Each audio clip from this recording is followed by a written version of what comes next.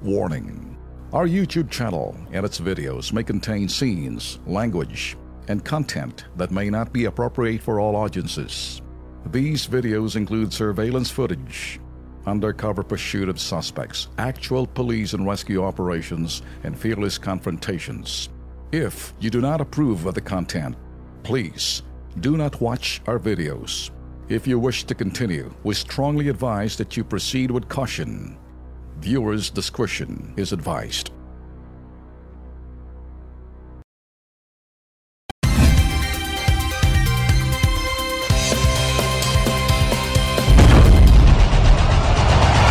Luzon, Visayas, Mindanao, handa na ba kayo? KB, Kilos Pronto! KB, Kilos Pronto! Serbisyong totoo mga boss, ito ang sumbungan ng bayan. Ora mismo, aksyon agad at maaasahan. Sunod-sunod ang kilos sa pagbabalita. Nakatutok ang mata sa problema na nakikita. Lahat ng question ay may solusyon. Sa bawat hinaing katumbas ay aksyon. Kilos Pronto! Di ka na magtitiis at mabibigyan ka dito ng resulta mabilis. Dahil ang bitag, walang pinapalagpas. Sa tropang Ben Tulfo, wala kang ligtas. KB, Kilos Pronto! KB, Kilos Pronto! Ipaglalaban ng karapatan, problema'y matutugunan. Maraming katanungan dito ay masusolusyonan. Kilos Pronto! Kakampi ng masa, humanda ang lahat. Sa bawat abusado, ito na ang katapat. Napakatibay na programa na inyong hinahangad. Walang patumpik-tumpik at kumikilos agad-agad. Kilos Pronto! Ang ating sumbungan, madali lapitan at agarang kang matutulungan. Na kahit anong krimen, handa naming harapin. Basta hustisya'y makamit, lahat ay aming gagawin. KB, Kilos Pronto! KB, Kilos Pronto! KB, Kilos Pronto! Pilipinas, magandang gabi. 9 ng Pebrero, Huwebes. Kumusta ka, Alex? Ayos naman, medyo paiba-ibang ang weather natin ngayon. Kaya medyo mailan po sa atin nagkakasipon, nagkakaubo. Kaya kayo ho dyan, alagaan ninyo inyong pong kalusugan. At magandang gabi ho sa inyo. Okay, sa mga suki ho natin overseas, mga Filipinos ho, nakaantabay na ho. Paano rin ho, ito ho yung real time. Kumusta ho kayo? Diretso na lang ho tayo agad sa ating sala ng balita. Mahigit 100 kongresista ang naghain ng panukalang ituloy ang peace talks sa pagitan ng gobyerno at National Democratic Front o NDF. Anong inyong opinion hinggil dito? Sabi siguro ho nito mga higit kumulang 100 mambabatas, sila ho ay nangihinayang ho. Umabot na ho tayo sa third round, pang fourth round ho, this coming February 22, kung matutuloy sana. Kaya ito po inihain nila ang isang House resolution para hilingin kay Pangulong Duterte na please consider it na ibalik daw ang usapang pangkapayapaan. Bigay ko kayo ng komento. Pero sa akin, Lex, dapat para magkausap sila sa negotiating table, yung respeto sa bawat isa. Yun, tama. Yung mga bagay na pinag-uusapan, dapat sinusunod. Pag medyo yung isa roon lumabag, paano naman yung isa? Tama. Dahil nag-ugat ho yung pagbabawi ho ng ating Pangulo dyan, dahil nga doon, yung kawawa yung sundalo, no? Walang mga armas. Pero mo, 30 tama ng baril. Naku po, sobra ho yun. Anyway, eto hong teknolohihong gamit ho namin, microwave transmission mula ho sa aming studio rito sa BMUI. Yan ho'y nakadiretso na ho sa PTV channel at simulcast ho sa aming bitagmedia.com, official website ho na Bitag. Ganon din ho sa aming Facebook page sa Kilos Pronto. Ito po ang tambalang walang sinasanto at inuurungan. Kung kayo po ay may nagawang kabulastugan, tiyak may kalalagyan kayo dito po sa Kilos Pronto. Ito po ang bagong sumbungan at kakampiyon ng bayan para sa mga inaapi at inaabuso. Pumunta lamang ho kayo dito sa BMUI Digital Studio sa Ritual Center, Timog Avenue, lungsod po ng Quezon. Okay, wala nang patumpik-tumpik pa. Kilos Pronto na! Traffic enforcer, ipinakulong ng asawa. Reklamo ni Mrs., binubugbog siya. Pananakit ng enforcer, kayang tiisin. Pero ang pambababae ni Mister, hindi kayang palampasin. Babae, kinaladkad ng truck. Hinala ng magulang, sinadyang pagkamatay ng anak. Live-in partner ng biktima. Rehas na ngayon ang hinihimas. Alamin sa Kilos Pronto.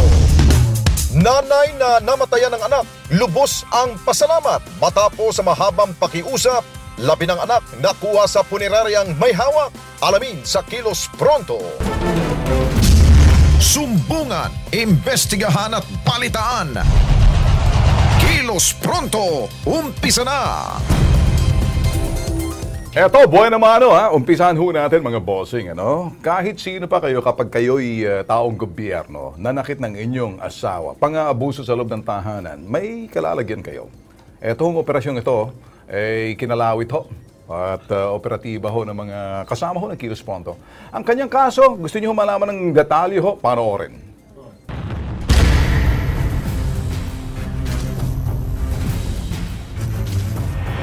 Pinoprotektahan ko yung anak ko dahil yung mga Pinoprotektahan bata mo pero pinasama mo sa pamamahay natin yung lalaki. Wala akong kinakasama.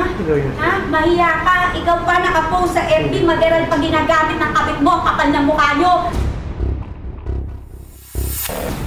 Matinding galit.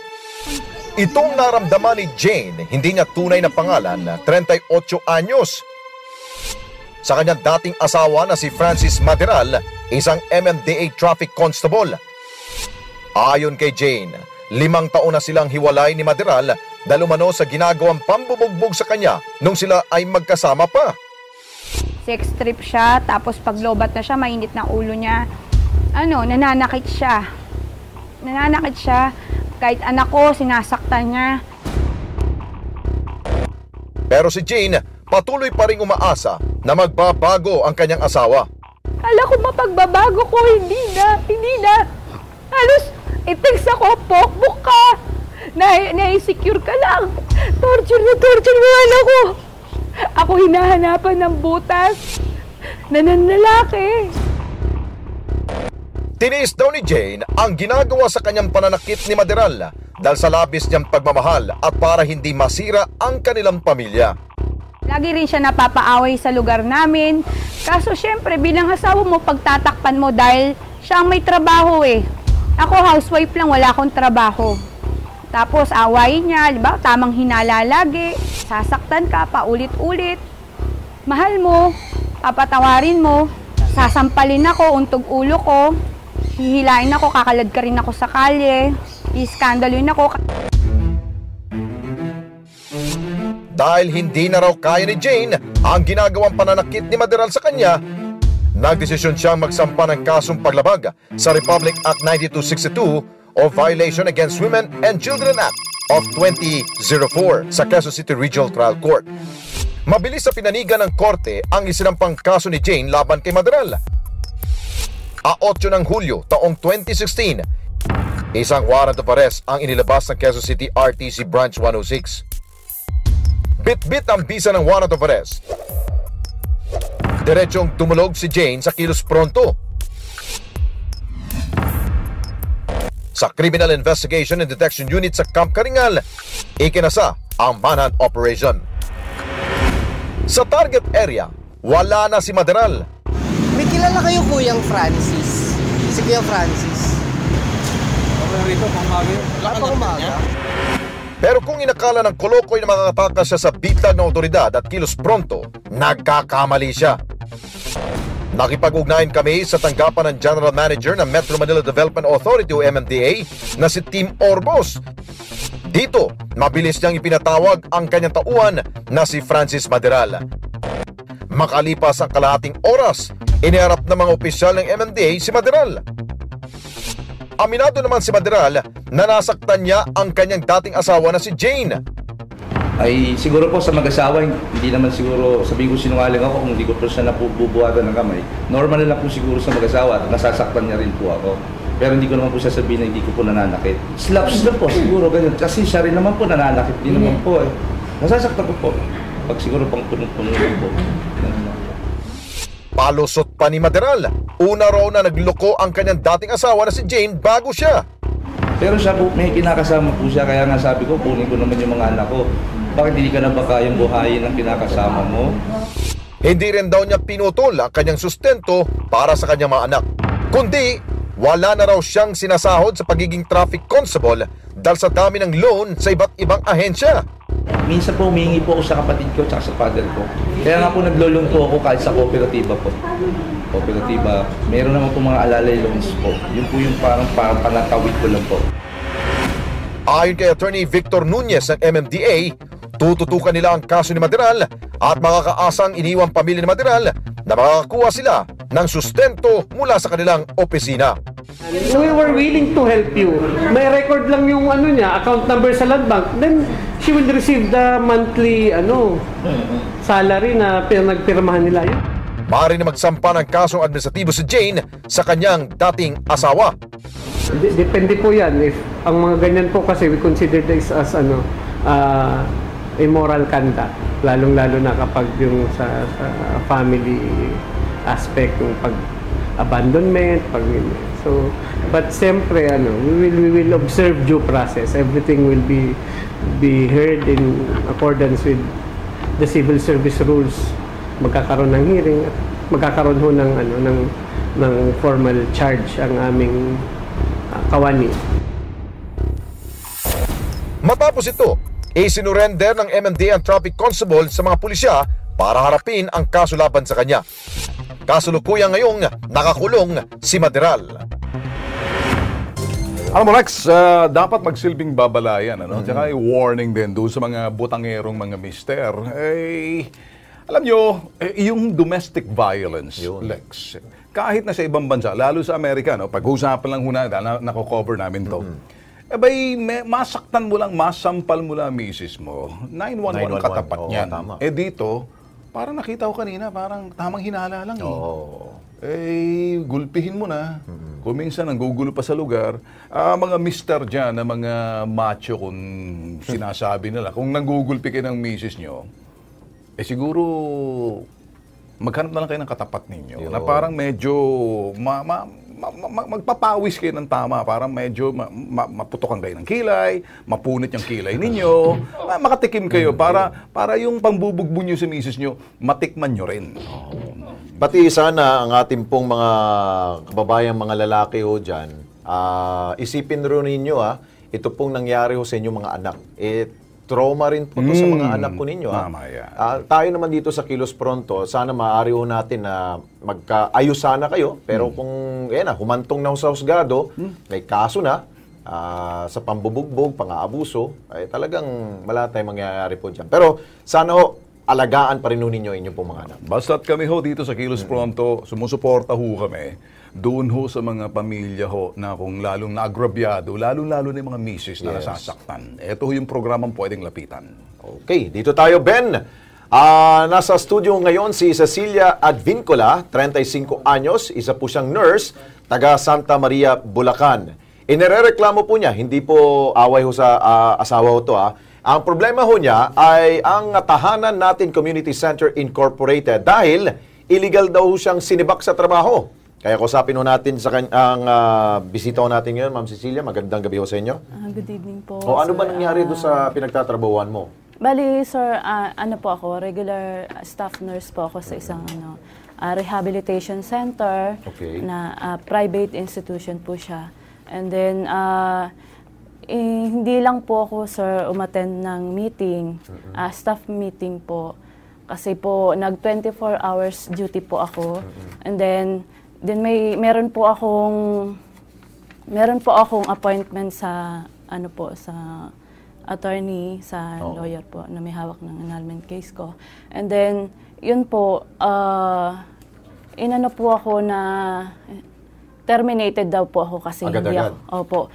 Nagulat po ako nung dumating po ako sa nung bumalik po ako sa sa tahanan is ando na po lahat ng mga gamit ko sa labas.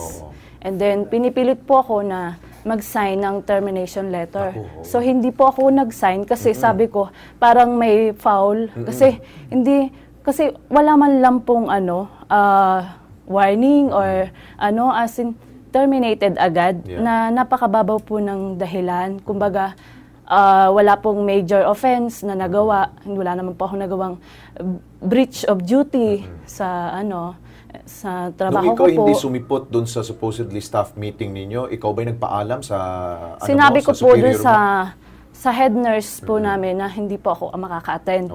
Kasi nga po, wala pa po akong tulog, wala pa po pahinga from po ako 24 hours duty nga po, and then meron nga po akong appointment sa attorney na po.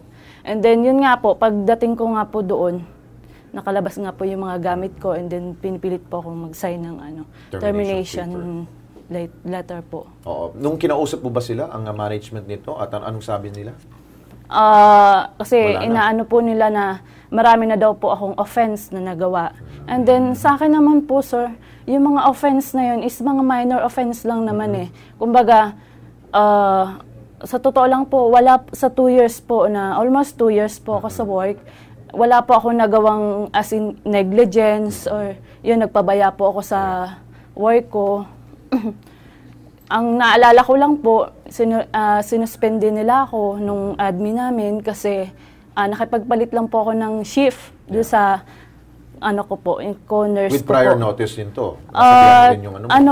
Bali, pumayag naman po yung yung ka-shift ko po, nagpalit po kami ng shift. Then, hindi nagalit po yung admin namin, then sinuspindi po ako. Yun lang po, mga minor offense lang po yung nagawa ko, and then, yung pong nagbigay ako ng Dulcolax doon sa isang patient na ilang araw na po hindi nakadumi. Para sa akin po kasi, napaka-minor lang po yung kasi, as a nurse, meron po kami sinusunod na nursing intervention. Kapag sa kagaya po noon, over-the-counter naman po yung medicine na yun, pwede naman po naming ibigay as a nurse. Hindi na kailangan ng order ng doktor. Kasi lang naman po yun eh. Hindi naman po siya psych meds. Okay, bago natin tawagan ng pansin ang iyong employer dito sa tahanan na natin Community Center Incorporated, yung bang mga superior mo ay nagbigay ba sila ng assistance sa'yo para kausapin ang management? Para suportahan ka man lang dito sa ginawa nilang agad-agad na pagtanggal sa trabaho? Wala po, sir. Wala talaga tumulong sa'yo? Actually, parang napagkaisahan po ako eh. Okay. Kasi lahat po ng gamit po nasa labas na, hindi po nila ako pinapasok sa loob ng quarters. Parang parang ang laki po ng kasalanan ko, magnanakaw ba ako, bakit ayaw niya akong papasukin? Kasi gusto ko ma-check yung iba kong mga gamit na naiwan. Okay.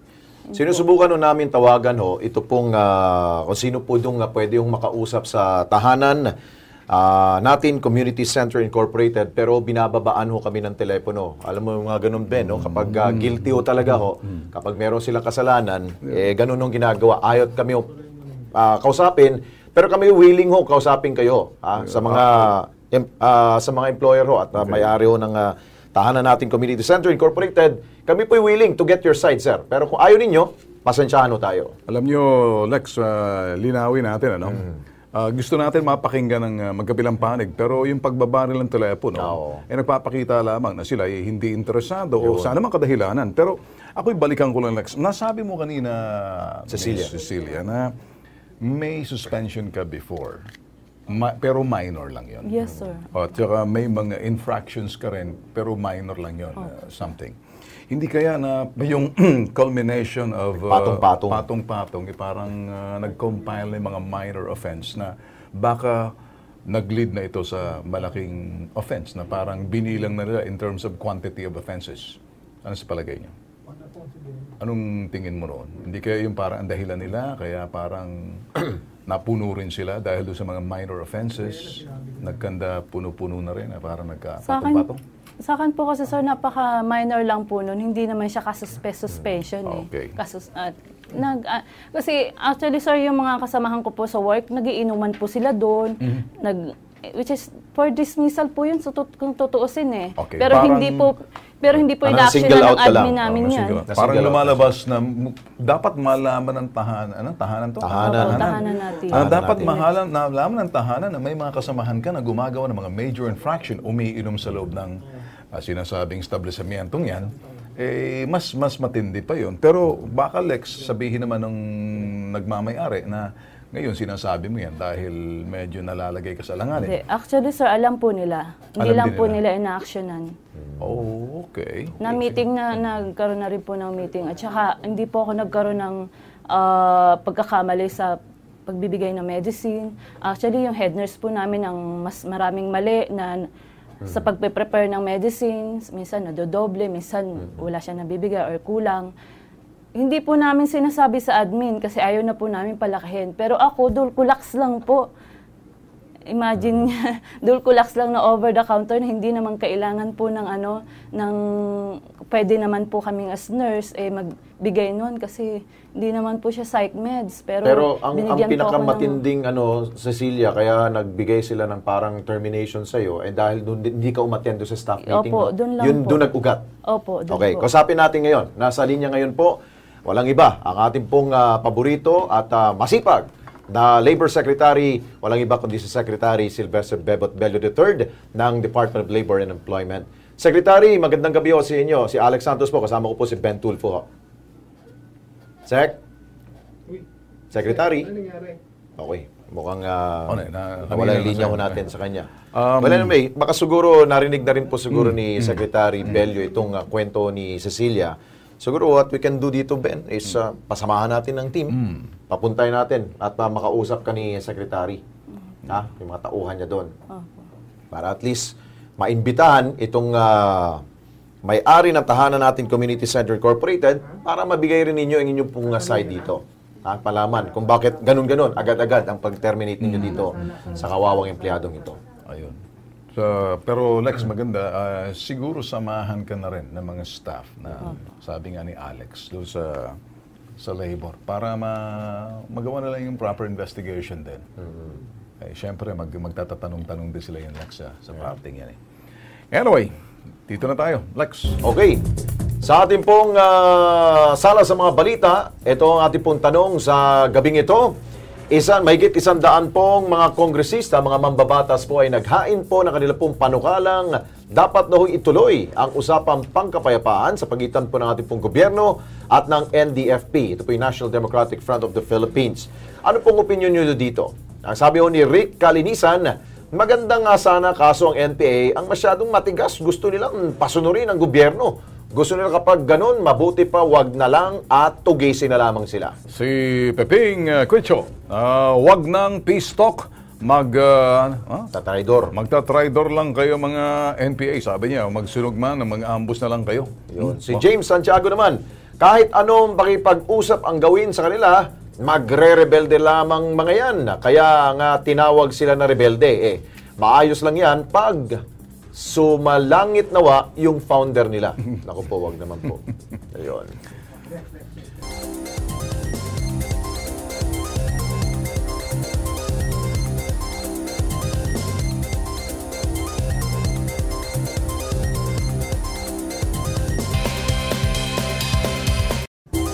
Mga ka-KP, nagbabalik po ang Kilos Pronto. Ito po'y pasintabi po sa ating pong mga manonood ngayon dahil isang masela na naman pong insidente ang amin pong itutunghayan ngayon pong gabi. Sa bayan kasi ng San Mateo, Rizal, nakahandusay na at naliligo po sa sariling dugo ang isang ginang nang matagpuan nito ng kanya pong mga kaanak. Ang itinuturong suspect, mismong sariling mister ng biktima. Buong detalye po alamin po sa ating Kilos Pronto Crime Desk.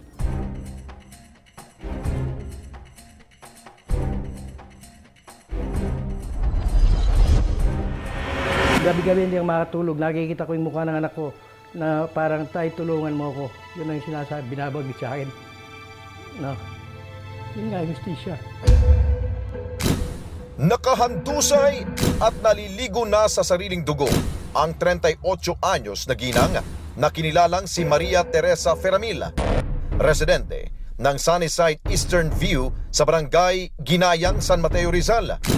Ayon sa isinagawang pagsusuri sa bangkay ng biktima, nagtamo siya na matinding pinsala sa ulo o traumatic head injury na naging sanhi ng agarang pagkamatay nito. Sa investigasyon ng San Mateo PNP sa pangunguna ni Senior Police Officer 1 Gomercindo Digma, bago natagpuan ang katawan ni Teresa, isang pag-aaway daw ang umalingaw-ngaw nung gabing yun. May nagsasabi na merong pangyayari daw, di umano, na may nag-aaway na babae dun sa lugar. Nagpambuno yung dalawa na babae. So, maaaring ganun din na nangyari. Sinong babaeng tinutukoy sa investigasyon? May kinalaman ba siya sa pagpatay sa biktima? Sa kuha ng CCTV na katabing bahay na tinutuluyan ng biktima nung gabi bago mangyaring krimen, makikita ang pagdating ng isang delivery truck at pagparada nito sa tapat ng bahay ni Teresa. Ilang saglit pa, bumaba ang lalaking driver. Ang naturang lalaki, kinilalang si Limuel Cruz, o mas kilala sa tawag na Weng, 36 anyos at residente ng Barangay Burgos, Montalban, Rizal. Si Weng ay ang 10 taong live-in partner ng biktima. Ang kanyang sadya, kausapin si Teresa. Maya-maya pa, makikita sa video na tila nagtatalon dalawa. Hanggang sa tuluyan nang umalis ang naturang truck.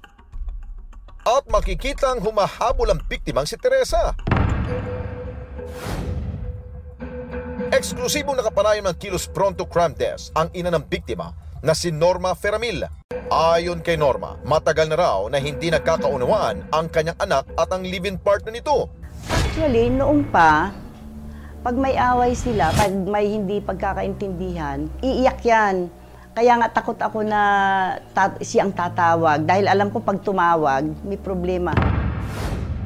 At noong gabing yun, nais lamang daw na makuha ni Teresa kay Weng ang cellphone niya. Sabi ko, nasabi mo na ba kay Weng yung telepono? Ganito ang imik niya sa akin. Ay nako, lintek na limwil yan, nanay. Ewan ko dyan. Ang paghahabol na ito ni Teresa, nasundan ang pagkakatagpo sa bangkay niya.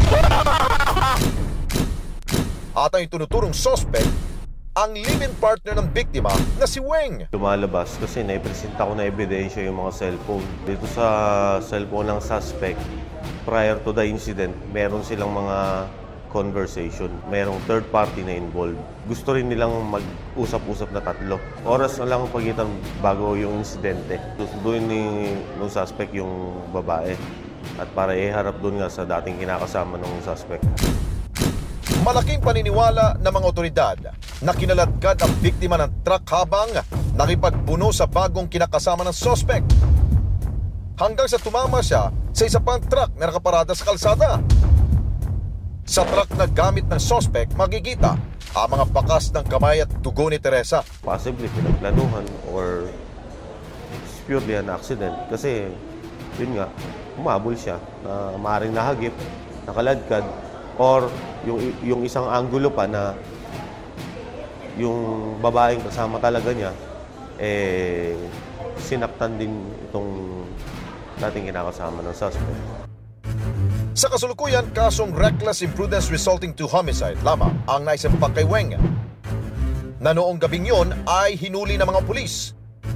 Ngunit dahil sa patuloy pang nangangalap ng mga ebidensya ang pulisya, pansamantala muna itong nakalaya. Sa ngayon ay na-release siya dito lang nakaraang linggo at magkakaroon pa ng preliminary investigation scheduled nga nitong February 8 sa prosecutors. Kaya magsasubmit pa ng mga ibang ebidensya itong part ng namatayan sakaling maging talagang planadong pagpatay or murder. Sa pansamantalang kalayaan ng suspect, panawagan ngayon ng pamilya ni Teresa, hustisya para sa kaanak nila. Magsabi na siya ng totoo sana, kung nalalaman niya para mabawasan man lang yung niya, parusa sa kanya. Kung hindi ka magsasabi ng totoo, ipagtatanggol mo yung kabit mo. Ikaw rin maapektuhan kung makonsensya ka. Konsensya mo ang papatay sa'yo. Mga ka-KP, kung kayo ho'y nasa ibayong dagat o di naman kaya sa Pilipinas, may mga kaanak na kahalin tulad nitong karamdaman ho, nitong isa hong si Carlos Miranda. Alam nyo, marami ho mga cases na kung saan kahit na doktor nagtataka ho. Dito ho sa pangyayaring ito, ang tawag nga ho natin kuminsan dito ay hiwaga. Na-diagnose ho ng polycystic kidney disease in 2008 si Carlos Miranda.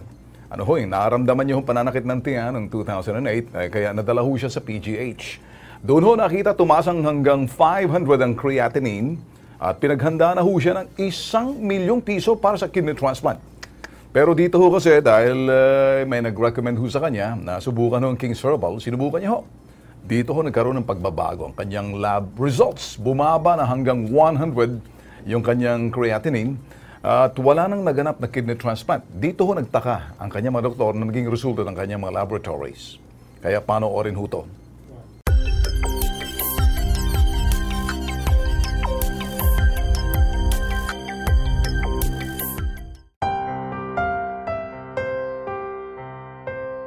Ang nangyari noong panahon 2008, sumakit yung dito ko, yung left and right stomach, hindi ko na matiis. Nagpasama ako sa brother ko, dinala niya ako sa PGH. Na-confine ako doon 5 days. Diagnose ng doktor sa akin, meron daw pala akong polycystic kidney disease. Nangayayat din ako noon.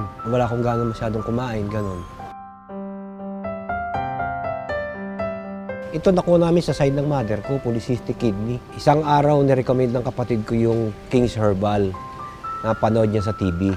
So, nung bandang uli, hindi ako naniniwala sa kapatid ko. Pero ilang beses niya akong pinaulit-ulit niya, ba't hindi mo itry mo. Isang beses sinubukan kong uminom ng King's Herbal.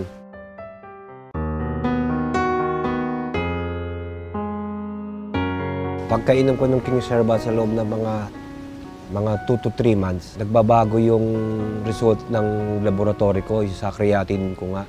Kaya sabi ko, maganda yung King's Herbal na to. Kaya ang nangyari, tinuloy-tuloy ko yung inom. Tapos from that time, every month, nagpapalaboratory ako sa laboratory. Ang naging result, okay naman siya. Hindi na yun mataas.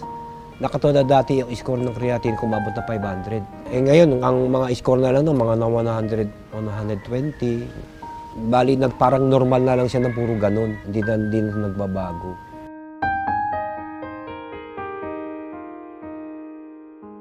Sabi ng doktor, nung nalaman niya yung findings, pinaghahanda niya ako ng 1 million pesos eh. Kasi daw para sa kidney transplant. Eh magmula pa noong 2008 hanggang ngayon, wala naman eh. So ibig sabihin, nagkaroon ng magandang resulta, di ba?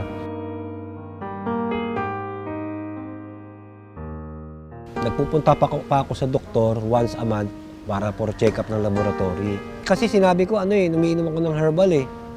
Hindi nga naniniwala eh. Tataka nga siya yung resulta ng laboratory.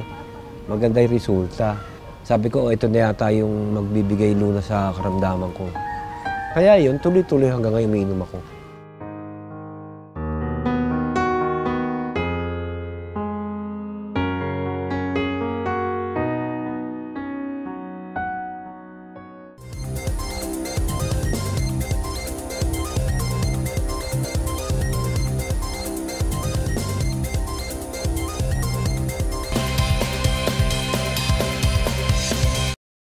Okay, nagbabalik po ang Kilos Pronto. Ito ang sala ng ating pong balita. Ang tanong natin po ngayong gabi. Sa mahigit 100 mga kongresista po, ay sila po ay naghain ngayon po ng panukalang ituloy daw ho ang usapang pangkapayapaan o peace talks sa pagitan po ng gobyerno at National Democratic Front na dapat daw ituloy. Yan po ang kanila pong kahilingan kay Pangulong Duterte. Ano po sa tingin ninyo? Ano po yung opinion nyo dito sa usaping ito? Sabi ni Marco Balilo, dapat tuloy pa rin ang peace talks, hindi lang sa pagitan ng NPA at gobyerno, kundi pati na rin po sa iba pang mga armed rebels. Nakalulungkot lang talaga para yung Pilipino ang nagpapatayan. Iba pa rin pag nakamtan mo ang kapayapaan. Si Let's Sino, I don't trust the NPA kasi tingin ninyo ang ginagawa nila sa sundalo. Tingnan yung ginagawa sa sundalo. Ceasefire pa ipatas. Tapos pinatay nila. Tapos pinatay nila, overkill pa. Wala na. Kawawa mga sundalo dyan sa peace talks. Talk, hindi naman tinutupad. Buti pa, wala. Ayun. Sa Twitter naman ho natin, sabi ni Nel, give peace a chance. Pero yung krimen na ginawa ng mga CPP-NPA sa mga kasundaluhan, ay dapat silang usigin. Si Marsky, si President Duterte has always given them a chance, but the NPA have used the demanding demanding as if they are in power. Enough na. Sumuko or lusubin. Ayun. Siguro ang Pangulong Duterte talaga makakasagot po niya kung talagang gusto pa natin ibalik. Okay, dito, alam mo Ben, dito sa Kilos Pronto, marami na rin po tayong mga reklamong naaksyonan, nasolusyonan at hindi nakalimot ang mga kababayan nating natulungan. Tulad na lamang po ng isa pong ginang na lumapit po sa ating pong himpilan para humingi po ng tulong para makuha po ang mga labiho ng kanya pong namayapang anak dahil po sa namatay ho to dahil po sa cancer. Balikan ho natin kung ano po yung kanya pong hiling po sa atin.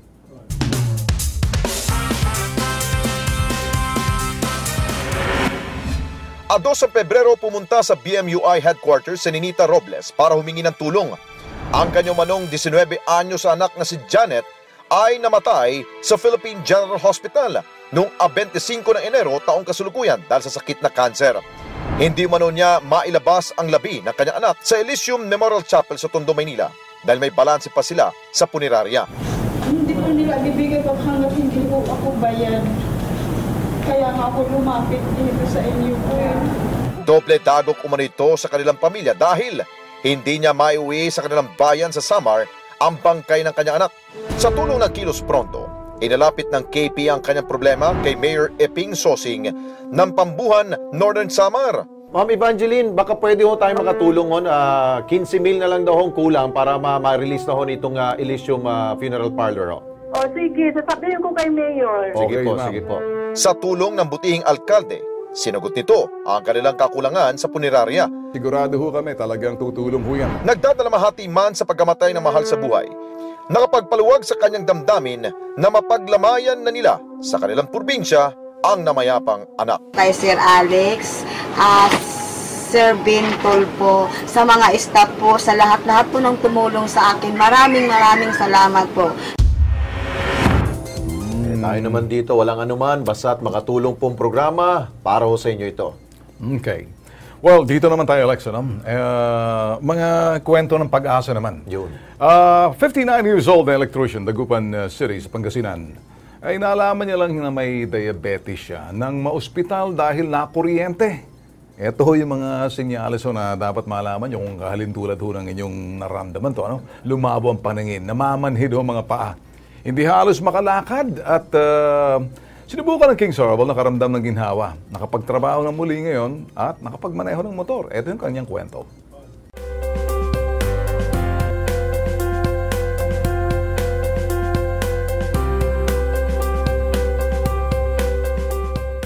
Nung nakuryente ako, napasok ako sa ospital, doon ko nalaman na mayroon na pala akong diabetic. Sa ospital, nag-inject ako siguro ng 4 months.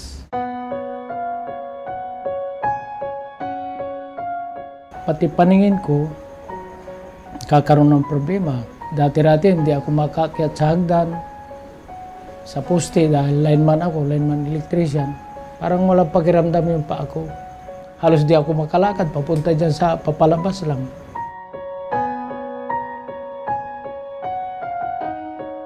Napanood ko sa TV na yung King Sorrel, maganda sa katawan, kaya sinubukan ko din.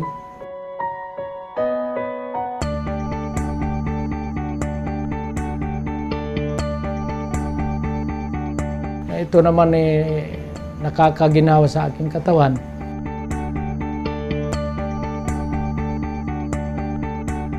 Medyo gumanda na yung paningin ko. Hindi kagaya ng maglalakad ako, halos parang butas yung hinahakbangan ko.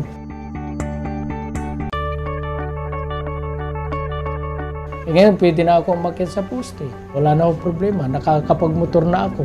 Sarili akong motor, nakakapag-motor na ako.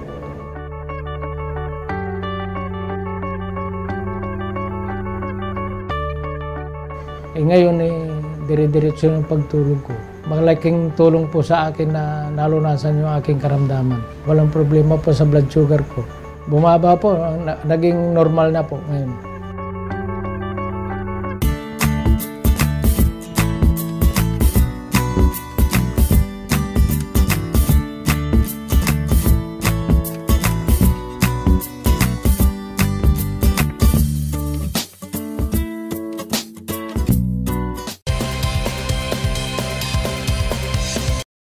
Okay, Ben, at mga ka-KP, nagbabalik po ang Kilos Pronto. Malapit-lapit na ang araw ng mga puso sa Valentine's Day. Ano Valentine's Day? Wednesday ba? Tuesday. Tuesday. Memorize na memorize ni Cla. Ano? Talaga naman. Wala akong ka-Valentine eh. Wala ba? Meron ka bang ipapara sa akin? Para akong bugaw nun. Ikaw naman talaga. Saan si Cla? Sino ba yung si Joe? Hindi, huwag kang mag-alala. Kung wala kang partner, huwag kang malungkot. Bakit? Ito ho. Okay. Kung wala kang partner, idaan na lamang po sa pagtambay sa isa pong cafe sa Manila ang inyong Valentine's Day. Saan yan? Ito, Ben, panoorin mo ito. Pupuntahan ko to.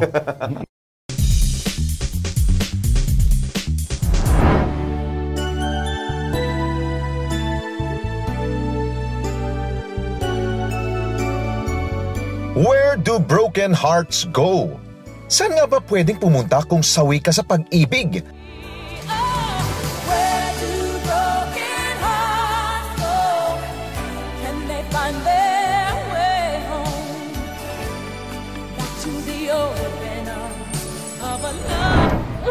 Kung isa kayo sa mga sawi, may dinadamdam, bitter o gusto lang mag-move on, lalo na ngayong Pebrero na Love Month,